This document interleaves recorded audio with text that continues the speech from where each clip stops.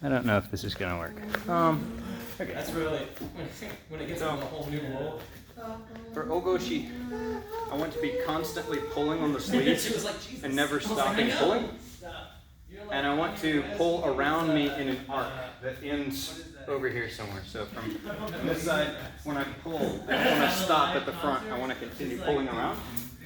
My knees bend so that he gets loaded onto my hip, and the hip is the pivot point, the fulcrum. But I don't need to lift with my legs. I can keep my knees bent the whole time. Once I come in here, my knees can stay bent through the throw, right? I pull.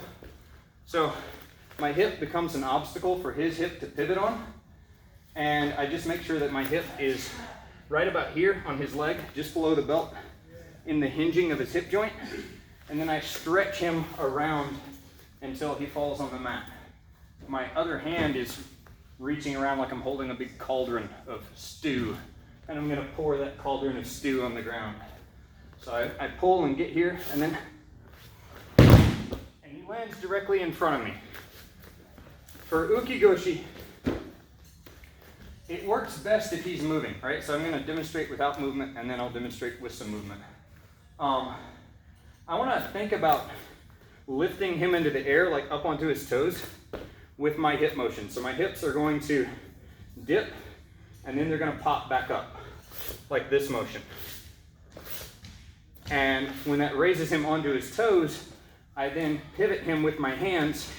He's still pivoting on the hip, but he's not coming around the hip, right? He's going to pop up in the air, and he's going to turn in the air and drop straight down.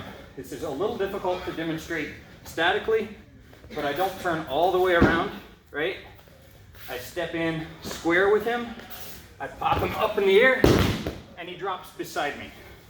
It's really difficult to do without a lot of movement, so it's really good. I'll have Zach demonstrate it because I'm taller than him, so he would never do a high grip on me. But if I'm coming in for a high grip, he can meet my forward energy and just pop my hip. So right here, maybe he's got too strong of a grip, and I'm gonna try to go on the outside and break him down.